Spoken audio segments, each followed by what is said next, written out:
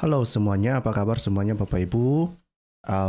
Ketemu lagi dengan saya, sahabat Anda, Scott orang Indonesia. Kali ini kita akan um, membahas, mendiskusikan, melihat lebih dalam tentang isu yang menurut saya ini perlu setiap orang memikirkan secara seksama. Ya. Ini sebetulnya saya dimotivasi ya. Saya dimotivasi untuk mengangkat isu ini karena seruan para mualaf, ya, para mualaf yang mereka mengaku berasal dari Kristen lalu kemudian menjadi Islam, menjadi Muslim, memeluk agama Islam, lalu mereka menyerukan untuk rame-rame mualaf. Salah satunya itu adalah Ustadz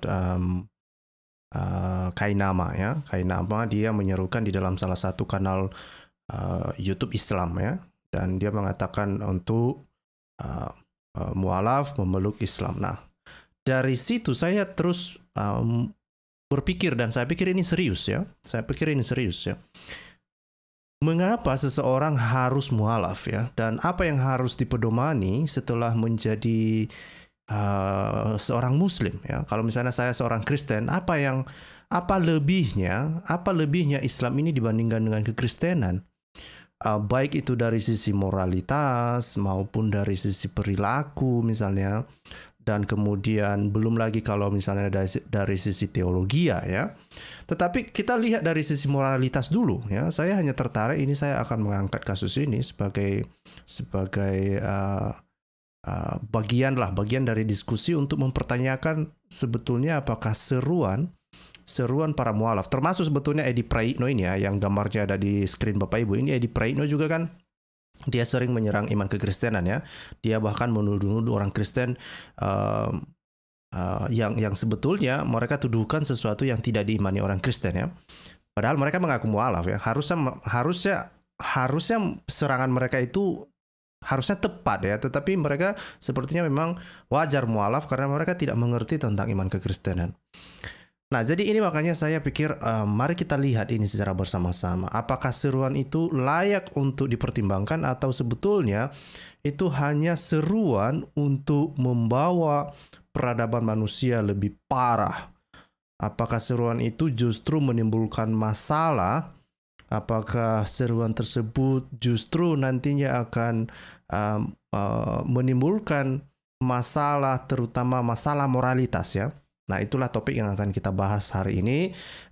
Misalnya adalah bagaimana dengan perizinan mengawini anak sendiri. Loh, kok bisa? Memang bisa menikahi anak sendiri. Nah, itu ada syaratnya ya. Dikatakan bahwa ada perizinan, dikatakan anak sendiri dari hasil zina, bukan dari hasil perkawinan yang sah, itu katanya. Ya, katanya itu bisa dinikahi, coy. Ngeri gak ini? Nah, memang ada beberapa pendapat ya, yang ada, tetapi ada satu pendapat yang memang ini membolehkan ya. Nanti kita akan lihat, dan ini sebetulnya pendapat dari golongan ini, nanti kita lihat dari golongan Hanafi, Syafi'i ya, dan Maliki juga kita akan lihat nanti itu. Lalu golongan mana ya yang lebih banyak di Indonesia, dan kemudian pertanyaannya apakah Islam di Indonesia atau Muslim yang ada di Indonesia juga mendukung hal ini untuk menikahi anak sendiri yang dari zina itu gitu ya. Dan ini kita akan lihat nanti bersama-sama, dan Bapak Ibu bisa nanti mempertimbangkannya, karena apa yang kita tampilkan bukan kita buat-buat masalah, bukan kita ngarang-ngarang bebas, tapi nanti kita akan melihat sumber-sumber yang dapat dipercaya. So, tetap dengarkan streaming ini. Saya juga berharap teman-teman Muslim yang datang untuk mengambil catatannya ya, ambil minuman yang dingin ya, minum air dingin supaya kepala bisa dingin, hati bisa dingin, dan mengambil poin-poin penting dari materi yang akan saya sampaikan hari ini ya. Daripada marah-marah, daripada kamu berkomentar tidak karuan, tidak terhubung dengan topik, lebih bagus kamu dengarkan dan kamu sampaikan. Bukan hanya itu, saya sudah bagikan link. Kalau kamu sebetulnya tidak sepakat, kalau kamu memiliki pendapat yang berbeda, silahkan untuk menyampaikannya dengan cara sopan, dan itu link saya sudah bagikan ya. Jadi semua orang punya kesempatan untuk untuk membela, untuk mengatakan oh itu tidak benar ya, itu Scott itu ngarang bebas, silahkan ya, kamu punya kesempatan. Dan kita akan mulai setelah yang satu ini.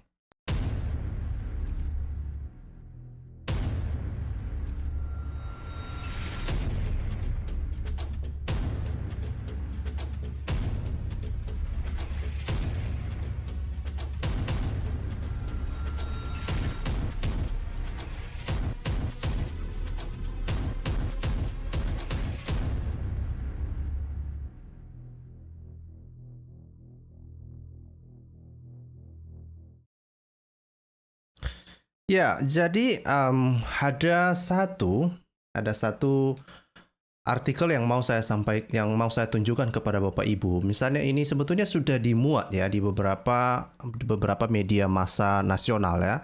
Ini salah satunya di suara.com misalnya. Mari kita lihat dulu. Mari kita lihat apa yang disampaikan atau dituliskan di dalam media massa ya, suara.com. Bapak Ibu bisa melihat di situ ya.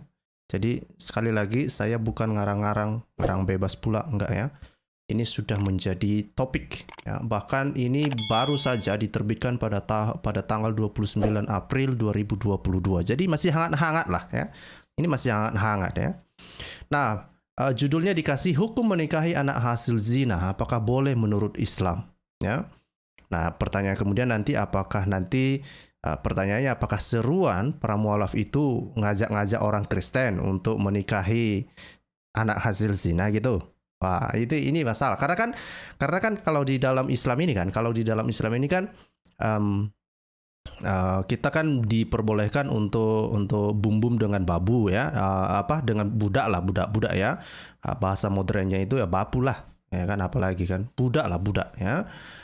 Bisa bum dengan budak, karena itu juga yang dicontohkan oleh Muhammad kan Muhammad kan dia ketahuan dipergoki oleh Hafsah, dia bum dengan budaknya Maria Kiptia ya.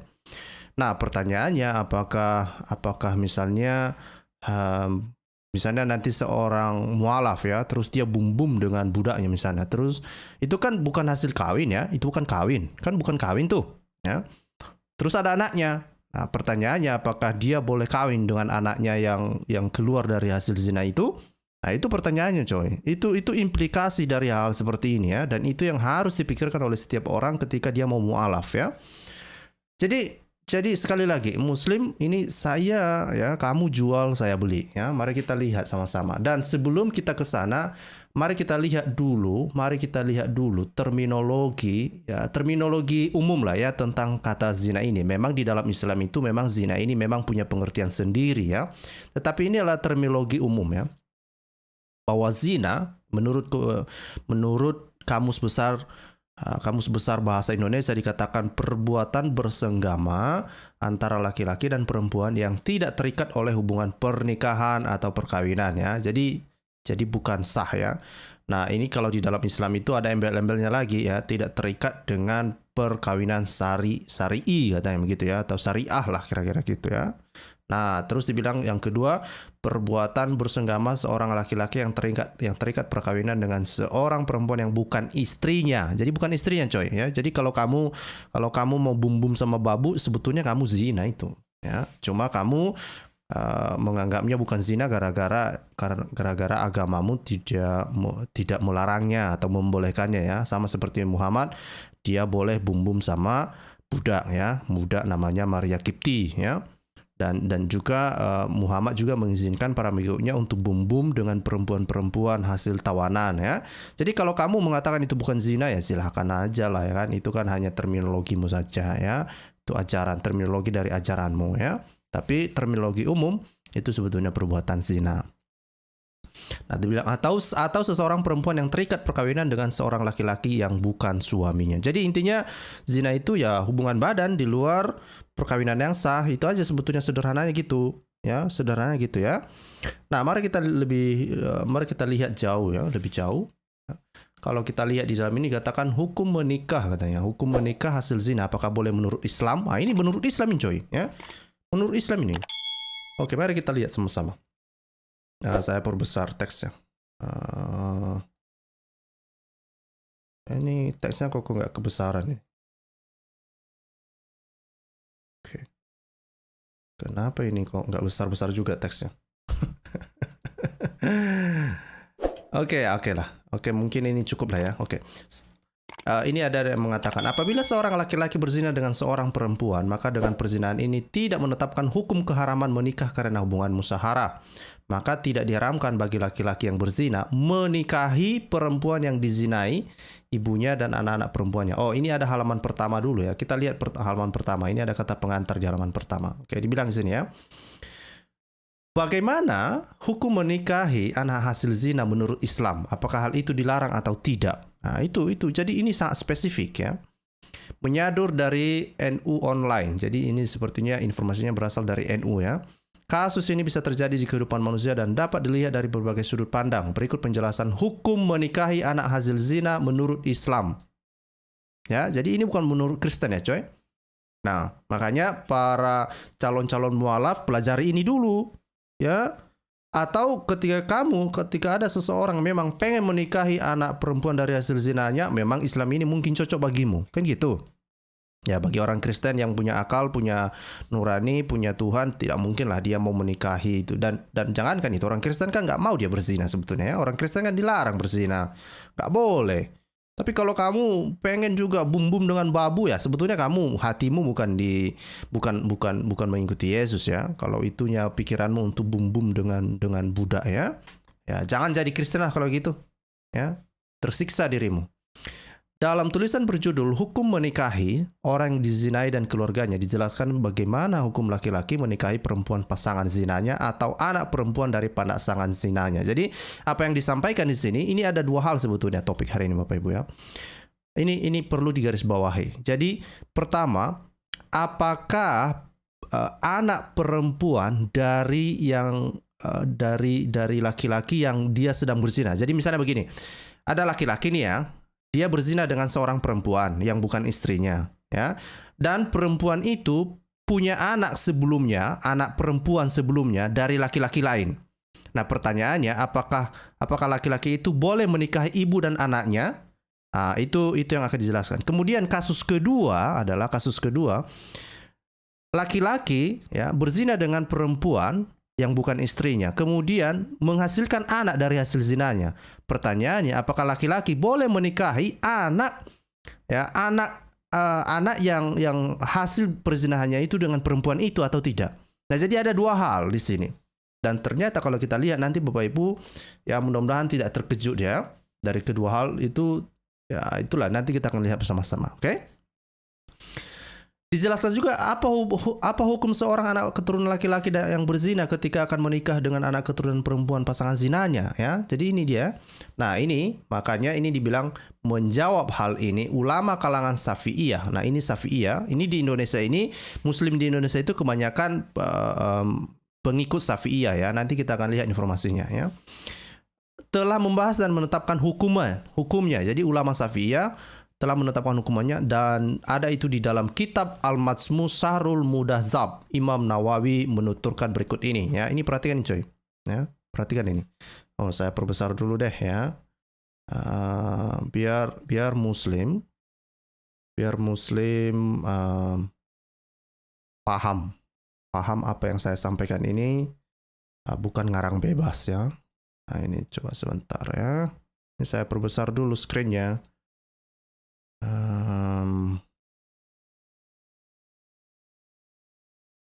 Ini dia. Oke, mantap ya, mantap ini. Oke, udah besar ini. Cukup lah ini. Udah besar kan? Mari kita lihat sama-sama, oke? Jadi menjawab itu dibilang ya, ini dari Imam Nawawi ya, berdasarkan kitab Al-Majmu' Syahrul Muhadzab ya, Muhadzab. Bila seorang laki-laki berzina dengan seorang perempuan, maka tidak haram baginya menikahi perempuan yang dizinai itu. Berdasarkan firman Allah, dihalalkan bagi kalian apa-apa yang telah kalian apa yang selain itu semua. Oke, mari kita lanjutkan. Tina Aisyah meriwayatkan bahwa Nabi Muhammad pernah ditanya tentang seorang laki-laki yang berzina dengan seorang perempuan. Laki-laki itu ingin menikahi sang perempuan atau anak perempuannya. Jadi ini pernah ditanya sama Muhammad, coy, ya. Ini pernah ditanya sama Muhammad ini. Jadi ini bukan kaleng-kaleng, ya. Nah, terus dibilang, maka Rasulullah bersabda. Jadi Muhammad ini ngomong, ya, yang haram tidak menjadikan apa yang halal menjadi haram. Yang diharamkan hanyalah apa-apa yang terjadi karena nikah, ya. Jadi nikah secara Islam, ya, itu yang haram saja, ya. Ya, yang diharamkan hanyalah apa-apa yang terjadi karena nikah. Jadi kalau nggak nikah ya nggak masalah, ya. Dan tidak haram karena zina menikahi ibu dan anak perempuan dari perempuan yang berzina. Juga perempuan yang berzina itu tidak haram dinikahi bagi laki-laki dan bapaknya laki-laki yang menzinai berdasarkan ayat dan hadis, ya. Jadi coba perhatikan ini Bapak Ibu, ya. Jadi kalau misalnya di Indonesia ini, ya, kalau misalnya di Indonesia ada orang ibu-ibu lah, ya, mungkin dia punya hati untuk seorang muslim, mungkin laki-laki muslim ini duda misalnya, atau mualaf yang baru muslim misalnya duda, ya. Atau misalnya laki-laki muslim yang mau berpoligami, ya. Terus ini perempuan ini mungkin dia seorang muslimah juga misalnya, lalu dia punya putri, lalu dia pengen kawin, ya, dia pengen dipoligami atau apa gitu, ya. Nah, pertanyaannya bagaimana dengan anaknya? Apakah anaknya itu bisa aman? Itu pertanyaannya. Itu implikasi terbesar dari situ sebetulnya adalah kalau perempuan yang punya anak perempuan menikah dengan seorang laki-laki muslim, apakah anak perempuannya bisa selamat? Bisa aman? Bisa tidak dikawini, coy, bisa nggak digauli, coy. Nah, ternyata di dalam Islam ini takut kita, coy. Karena apa dibilang? Muhammad yang mengatakan, dibilang di sini bahwa, ya, tidak haram karena zina menikahi ibu dan anak perempuan dari perempuan yang berzina. Ngeri nggak itu, coy? Jadi ibu-ibu yang punya anak perempuan, berhati-hatilah menikahi seorang muslim. Karena anakmu perempuan, hati-hati sajalah, ya. Karena itu tidak haram bagi laki-laki itu untuk menikahinya. Nah, ini kan kalau di dalam Islam itu kita ngerti lah apa maksudnya menikahi, ya. Menikahi itu sebetulnya hubungan bum-bum aja itu, ya. Hubungan bum-bum, ya.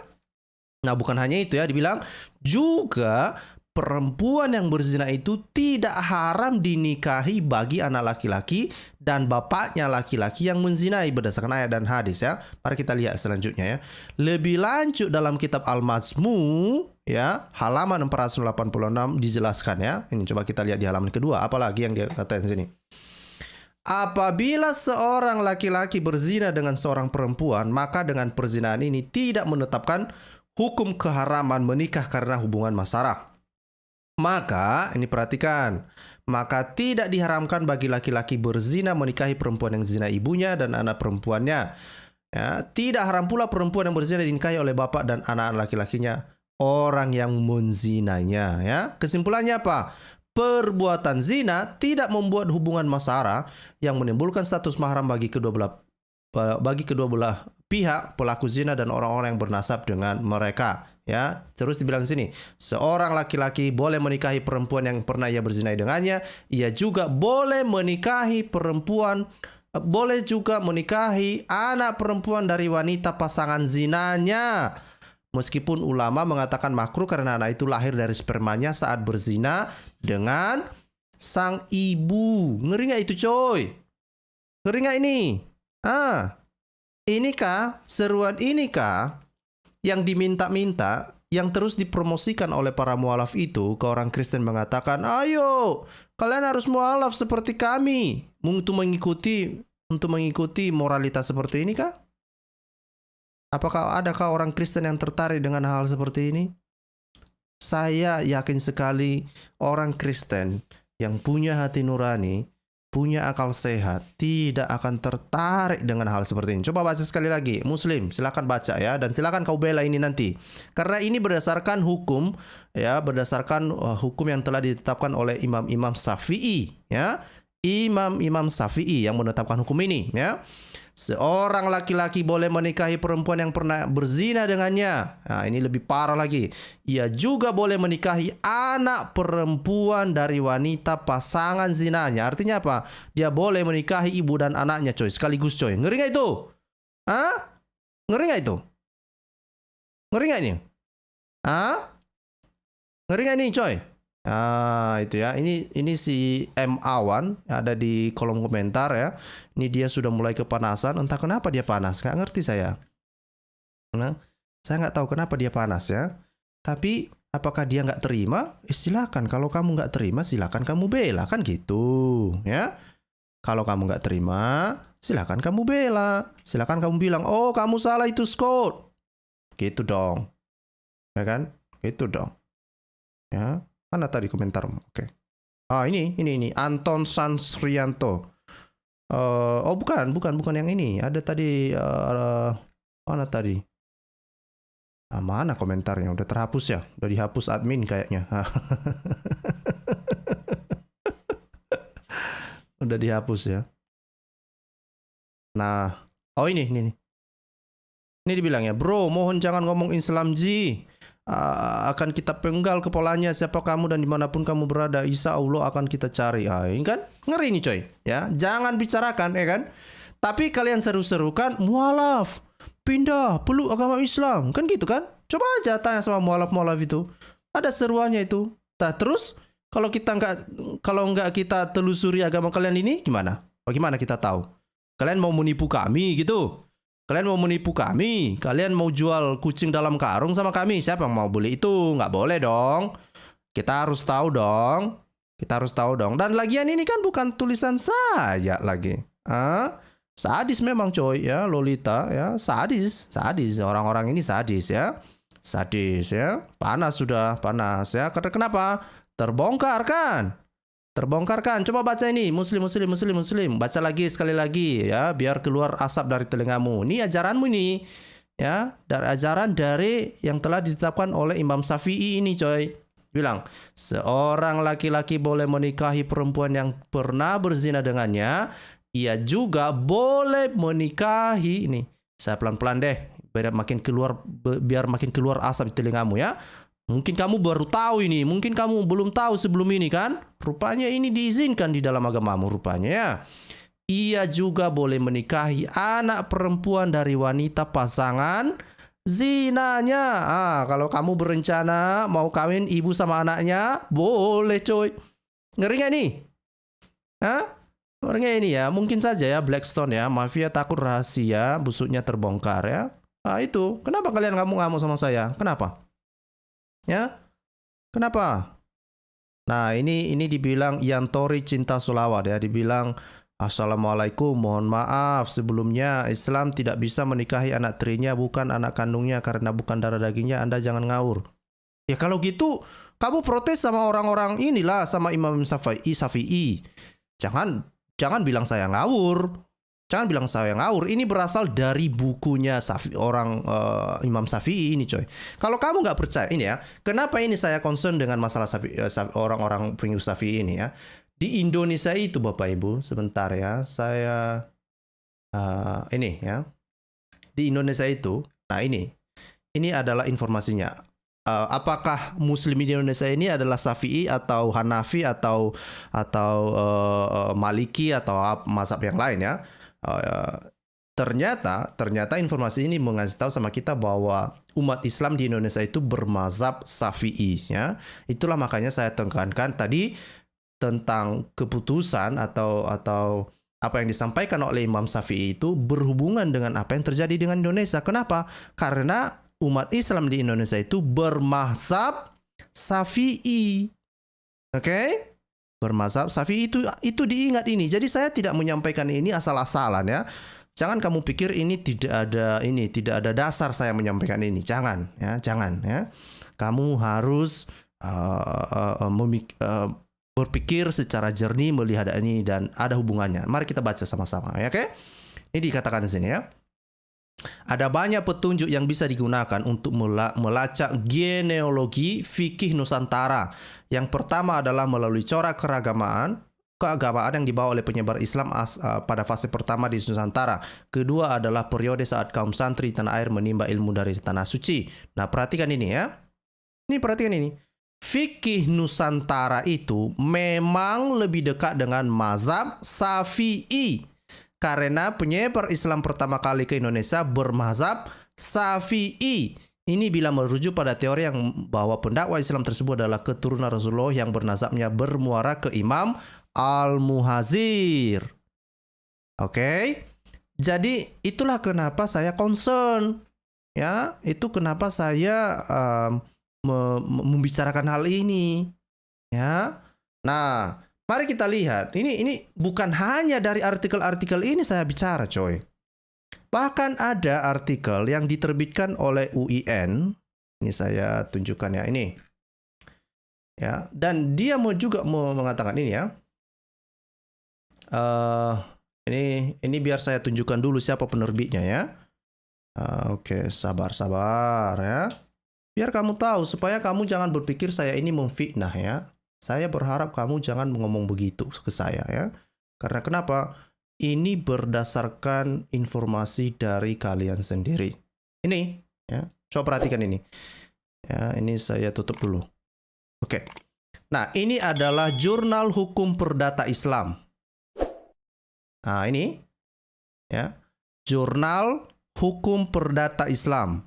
Ya, itu yang di sebelah kanan itu. Coba saya matikan. Oke. Ini di sebelah kanan itu dibilang Asosiasi Dosen Hukum Keluarga Islam Indonesia. Itu di sebelah kanan atas.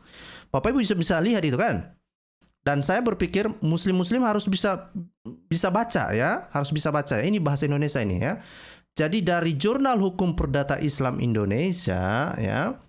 Nah, ini mari kita lihat ini siapa sebetulnya di balik jurnal ini, about the journal ya. Mari kita lihat ya. Ini ya. Ini Sakhsia is published every 6 months by the Department of Family Law. Ya, Faculty of Sharia State Islamic University. Jadi ini dari UIN ya. Nah, kemudian itu mereka menerbitkan artikel ilmiah itu sekali 6 bulan ya. Ini jurnal punya departemen hukum ya. Hukum keluarga, hukum apa ini? Departemen of Family Law, Fakultas of Syariah. Jadi departemen atau jurusan syariah lah ya, jurusan syariah di UIN ya. UIN. Oke, mari kita lihat apa judulnya. Ini adalah artikel yang diterbitkan dan kita akan melihat nanti hasilnya. Ini judulnya, coy. Hukum ayah. Ini artikel ilmiah ini. Saya bukan ngarang-ngarang bebas ya. Muslim jangan marah-marah ke saya. Ini sudah dibahas di kampus ya. Ini dibahas di kampus dan telah diterbitkan artikelnya. Jadi saya nggak ngarang bebas. Jangan kamu marah sama saya, oke? Nah, ini perhatikan ini. Hukum ayah menikahi anaknya dari hasil zina. Judulnya aja udah sangat jelas ini, coy. Hah? Ini kurang jelas apa lagi judulnya ini? Hah? Hukum ayah menikahi anaknya dari hasil zina. Ini mereka bandingkan antara hak mazhab Hanafi dan Syafi'i. Ya, jadi ada banyak mazhab ya. Ada mazhab Hanafi, ada Syafi'i, ada Maliki ya. Ya, dan di Indonesia itu tadi kita sudah lihat bahwa Islam Nusantara itu lebih dekat dengan mazhab Syafi'i. Oke? Jadi sekali lagi jangan kalian marah-marah sama saya ya. Nah, ini dari Rudy BN ya, dibilang itu foto Edi Prayitno. Betul, karena Edi Prayitno dia suka sekali menyerang kekristenan nih ya. Dia suka sekali mengata-ngatai tentang iman Kristen ya. Nah, terus dia banyak mengatakan hal yang tidak benar tentang kekristenan. Saya pasang foto dia supaya dia harusnya membahas hal ini. Ya, supaya dia harus membahas hal ini, jangan sibuk mengurusi kekristenan. Edi Prayitno ya, sadar diri kau. Oke. Nah, ini dia ya. Siapa yang menulis? Ini Faisal Nikmatullah. Nah, ini UIN Sultan Maulana Hasanuddin Banten. Oke. Jadi ini bukan tulisan saya, ini abstraknya. Mari kita baca abstraknya ya. setiap manusia yang dilahirkan di dunia ini tidak ada yang menginginkan terlahir dari akibat perzinahan. Nah, itu dia. Sekalipun setiap anak yang dilahirkan tidak mengandung dosa, anak yang lahir dari hasil perzinahan itu menimbulkan permasalahan dan konsekuensi hukum di dalam status kemahraman, hak memperoleh nafkah dan kewarisan. Bahkan pada tingkat boleh dan tidaknya bolehnya melakukan pernikahan dengan ayah biologisnya dalam kasus ini menjadi masalah yang diperselisihkan, ya. Nah, ini ya, mari saya besarkan lagi, saya perbesar. Oke. Jadi dibilang di sini penulis tertarik menguji persoalan ini dalam sebuah skripsi. Jadi udah ada skripsinya ini. Ya, dengan perumusan masalah sebagai berikut. Bagaimana hukum ayah menikahi anaknya dari hasil zina menurut mazhab Hanafi. Jadi dia bahas dari mazhab Hanafi dulu ya. Kedua, bagaimana hukum ayah menikahi anaknya dari hasil zina menurut mazhab Syafi'i. Oke, mazhab Syafi'i. Yang ketiga, bagaimana perbedaan dan persamaan pendapat menurut mazhab Hanafi dan Syafi'i tentang hukum ayah menikahi anaknya dari hasil zina. Gitu coy ya. Jadi sekali lagi Muslim jangan marah-marah ya. Ini ada di artikel ilmiah ya yang diterbitkan oleh UIN ya. Nah, mari kita lihat isinya. Saya sudah ada PDF-nya ini ya. Mudah-mudahan ini kelihatan. Nah, ini baca ini sama-sama ya. Oleh Faisal Nikmatullah. Tadi sudah kita baca abstraknya ya. Nah, jadi perhatikan ini apa yang disampaikan di sini ya. Nah, dikatakan penelitian ini merupakan studi kepustakaan ya, library research. Sebetulnya ini bukan library research ya, itu namanya literature review ya, review literatur ya dengan jenis kualitatif. Tapi mungkin ini studi S1 atau gimana, makanya dia bilang library research ya. Ya itu masalah pemilihan kata saja lah itu ya. Seluruh data dikumpulkan dengan cara membaca dan menganalisis sumber-sumber data baik yang bersifat data primer. Jadi perhatikan ini coy ya. Jadi penulis ini mengumpulkan data primer, data sekunder, dan data tersier, dianalisis secara induktif dan komparatif. Oke. Nah, terus dibilang apa kesimpulannya? Ini dia masih di abstrak ini ya, kesimpulan penelitian. Menurut mazhab Hanafi, ini perhatikan ya. Jadi dia bandingkan antara Hanafi dan Syafi'i. Nah, perhatikan bahwa Syafi'i adalah yang banyak hubungannya dengan Islam Nusantara ya. Menurut mazhab Hanafi, anak yang lahir dari hasil perzinahan memiliki hubungan nasab secara syar'i dengan ibu yang melahirkannya. Namun anak tersebut menjadi mahram bagi ayah biologisnya karena secara biologis adalah darah dagingnya sendiri. Untuk itu anak yang dilahirkan dari hasil perzinahan menjadi mahramnya. Ya, tidak boleh dinikahi, bahkan berkewajiban untuk menafkahi dan saling mewarisi. Jadi, menurut kelompok mazhab Hanafi ini, ya, menikahi anak hasil zina itu nggak boleh. Itu maksudnya ya. Dari Hanafi bilang begitu. Tapi kan Islam di Nusantara kan tidak dekat dengan Hanafi. Mungkin hanya sebagian kecil saja orang-orang Islam di Indonesia ya, sebagai penganut atau pengikut dari mazhab Hanafi ini. Ya. Tapi bagaimana dengan mazhab Syafi'i? Nah, ini menurut mazhab Syafi'i coy. Menurut mazhab Syafi'i, anak yang lahir dari hasil perzinahan, nih ya, saya baca sekali lagi pelan-pelan. Menurut mazhab Syafi'i, anak yang lahir dari hasil perzinahan boleh, ya. Nih saya perbesar. Boleh. Boleh apa, bro? Boleh menikah. Menikah dengan siapa, bro? Menikah dengan ayah biologisnya. Ngeri nggak ini coy? Ngeri nggak ini coy? Karena apa? Karena tidak ada nasab dengan ayahnya. Jadi sekalipun ayahnya itu sebetulnya secara biologis ya, itu dari hasil sperma bapaknya, tapi karena itu hasil zina, boleh dia kawini anaknya itu coy. Ngeri nggak ini coy? Apakah ini saya karang-karang? Coba. Ini saya mau mengundang teman-teman muslim, silakan kau bantah apa yang saya sampaikan ini berdasarkan informasi hasil studi dari mahasiswa UIN. Oke? Silakan kau bantah. Ini artikel ilmiah, bukan saya ini. Ini namanya jelas-jelas ini Faisal Nikmatullah. Kalian cari orangnya ini. Jangan kalian cari saya. Saya yang membantu sekawan ini untuk mengasih tahu bahwa itu loh di dalam Islam itu diizinkan loh. Yang dari mazhab Syafi'i loh. Ayo, silakan naik Bapak Ibu, muslim itu link. Jangan nanti kayak macam, jangan kamu pikir saya ini kayak macam Kainama tidak ngasih link, tidak ngasih kamu kesempatan untuk membantah apa yang saya sampaikan. Kamu bebas. Selain dari link yang setelah saya sediakan, kamu juga boleh membuat video sesukamu. Kamu bantah semua informasi yang saya sampaikan hari ini. Kamu bilang, oh itu tidak benar itu. Itu saya mau itu. Saya mau diskusi yang seperti itu ya. Tapi jangan bilang itu tidak benar. Tapi hanya bilang tidak benar, tidak ada dasar. Itu nggak boleh dong. Saya sudah menyampaikan ini berdasarkan informasi-informasi, bahkan studi-studi ilmiah, coy. Ya. Nah, tapi sambil menunggu muslim yang mau masuk, saya juga mengundang Bapak Ibu, teman-teman, mungkin orang-orang Kristen yang mau bergabung, mana tahu ada yang terlewatkan yang telah saya sampaikan ini, ada mau ditambahkan, silakan untuk naik ya. Ada link saya sudah bagikan.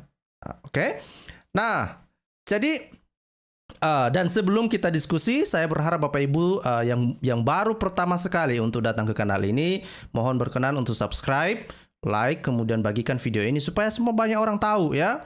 Ya, supaya orang mempertimbangkan apakah benar seruan para mualaf itu untuk mualaf itu adalah sesuatu yang perlu dipertimbangkan atau itu justru berbahaya untuk ke depan ya. Nah, jadi bagikan video kita ini supaya semakin banyak orang tahu ya. Subscribe, bagikan, like. Nah, kemudian sambil menunggu Bapak Ibu untuk naik untuk diskusi-diskusi malam ini, saya mau membicarakan apa yang dikatakan oleh Alkitab tentang masalah perzinahan ini ya. Coba saya akan sampaikan misalnya dari kita ambil dari Perjanjian Baru dulu deh ya. Apa yang dikatakan oleh Perjanjian Baru tentang perzinahan ini ya. Mari kita buka misalnya dari mana misalnya ya. Dari Jude ya. Jude itu Judas 1 ayat 7. Oke, coba kita lihat ya. Nah, ini dia ya. Nih. Nah, ini ya, di dalam surat Yudas ya. Ini bukan Yudas Iskariot ya. Ini bukan Yudas Iskariot Inco ya. Yudas yang lain ini. Oke. Nah, terus dibilang di sini apa?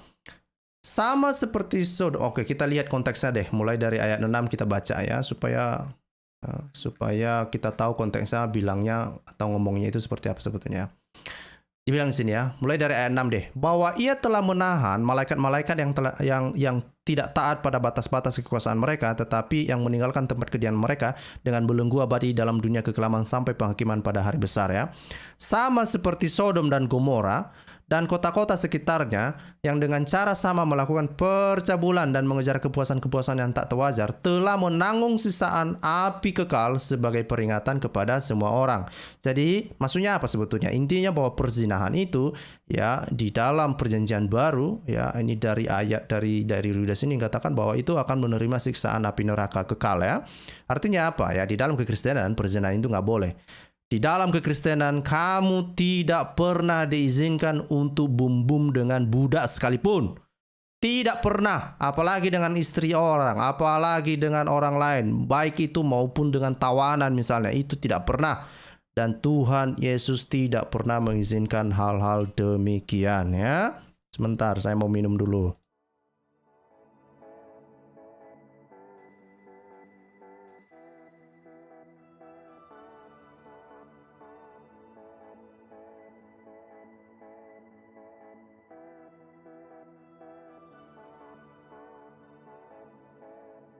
Nah, sampai sekarang masih belum ada yang mau naik ya.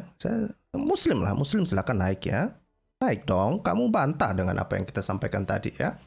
Terus mari kita lihat dulu ayat Alkitab yang lain juga ya. Apa yang dikatakan oleh firman Tuhan dari ayat-ayat yang lain ya. Misalnya dari Timotius ya. Timotius ayat 1, pasal 1 ayat 10 ya. Timotius pasal 1 ayat 10. Nah, ini apa yang dikatakan oleh firman Tuhan? Mari kita baca ayat sebelumnya juga ya. Ayat sebelumnya bilang apa ya? Kita mulai dari ayat 9. Nah, kalau dari ayat 9 dikatakan begini ya. Oh, kita dari 8 deh, ayat 8 ya. Dikatakan, kita tahu bahwa hukum Taurat itu baik, ya, kalau tepat digunakan, yakni dengan keinsafan bahwa hukum Taurat itu bukanlah orang-orang yang benar, melainkan bagi orang-orang durhaka dan orang-orang lalim, tetapi bagi orang fasik dan orang berdosa, bagi orang duniawi dan tidak beragama, bagi pembunuh bapa dan pembunuh ibu, bagi pembunuh pada umumnya, ya. Nah, terus ayat 10 bilang, bagi yang cabul dan pemburit, bagi penculik, bagi pendusta, bagi yang makan sumpah, dan seterusnya. Segala sesuatu yang bertentangan dengan ajaran sehat, yang berdasarkan Injil dari Allah yang mulia dan maha bahagia, seperti yang telah dipercayakan kepadaku. Ya. Nah, jadi intinya bahwa memang perzinahan itu ya, tidak dibenarkan, ya, tidak dibenarkan di dalam ajaran kekristenan, ya. Terus misalnya Efesus pasal 5. Ya, coba kita lihat. Efesus pasal 5 ayat 3 sampai 5 ya. Coba kita lihat ya. Ini coba kita lihat. Apa yang dikatakan di dalam Efesus? Nah, ini ya, dikatakan di sini ya. Tetapi percabulan. Nah, ini coy. Percabulan dan rupa-rupa kecemaran atau keserakahan disebut saja pun jangan ada di antara kamu, sebagaimana sepatutnya bagi orang-orang kudus. Jadi kalau kamu hidupmu mau kudus, ya jangan kau cemarkan dirimu dengan percabulan, ya, perzinahan, ya, percabulan, perzinahan. Nah, ya kaki ada yang adik kakaknya itu ya, dosa itu ya. Demikian juga perkataan yang kotor, yang kosong atau yang sembrono, karena hal ini tidak pantas, tetapi sebaliknya ucapkanlah syukur. Ayat 5, karena ingatlah ini baik-baik. Tidak ada orang sundal, orang cemara atau orang serakah, artinya penyembah berhala, yang mendapat bagian di dalam kerajaan Kristus dan Allah, ya. Jadi kalau kamu mau berzina, ya, mau berzina dan pengen juga mau menikahi anak hasil dari zinamu itu, kamu jelas-jelas bukan seorang Kristen dan kamu tidak ada bagian di dalam kerajaan Kristus. Oke? Tidak ada, ya. Kamu tidak punya bagian di dalam kerajaan Kristus kalau kamu berniat untuk melakukan percabulan, menikahi anak dari percabulanmu. Itu nggak boleh dong. Nggak boleh ya. Oke, sampai sekarang belum ada yang naik. Saya nggak tahu kenapa.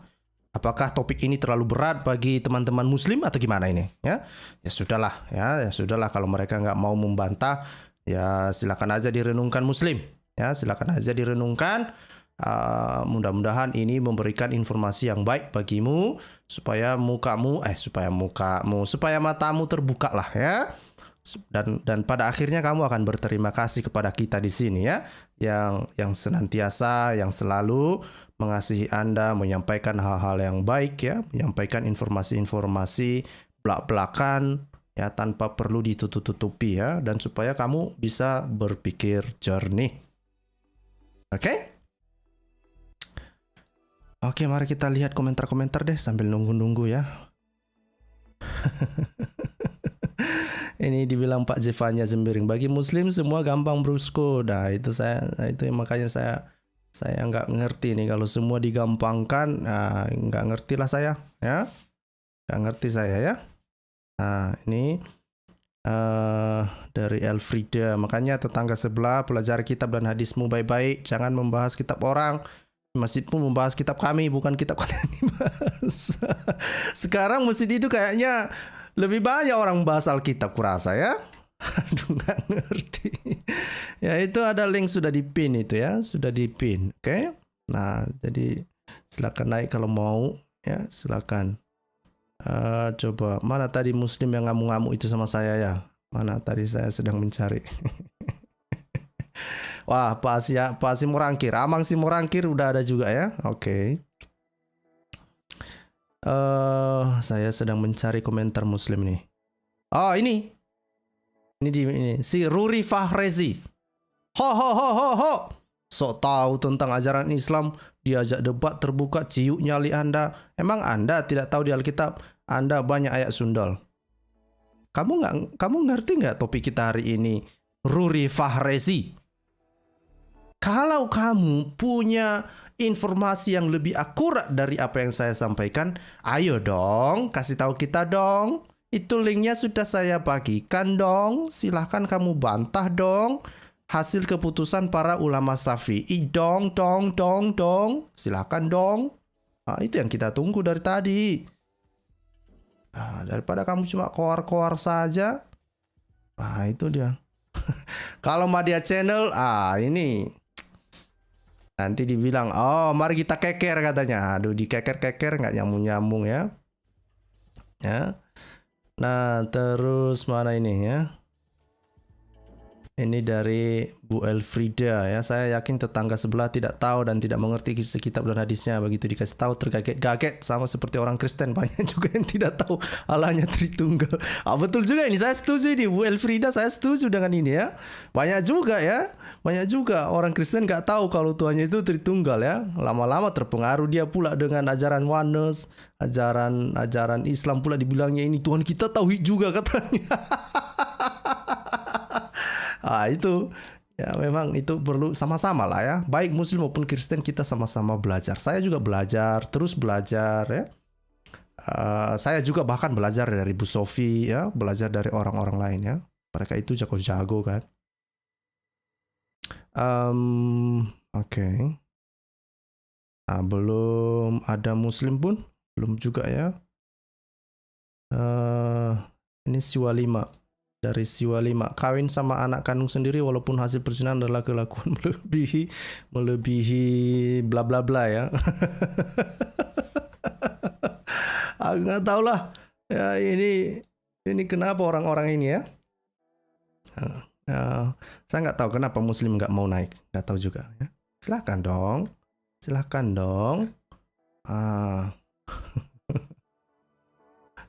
Ini kata Aristo kan, dor. Nah, rupanya setelah kita buka, terdor rupanya ya, Pak Herman. Oke, mari kita lihat. Ya, mari kita lihat.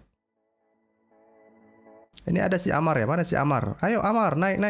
Ayo dong, naik dong. Silahkan kamu bantah informasi yang kita sampaikan ya. Silahkan ya. Nah, dari tadi pun kita tunggu, nggak ada juga yang mau naik. Oke, kalau nggak ada yang naik, kita tutup saja lah ya. Jadi jangan lagi salahkan saya bilang nanti, oh itu dia hanya monolog saja. Nanti kamu bilang dia hanya monolog saja, dia nggak berani buka link, dia nggak berani debat katanya. Oke lah, kalau saya nggak berani dekat, ya udah kita diskusi deh kalau gitu. Nanti banyak di luar sana ngomong benar-benar terus ya.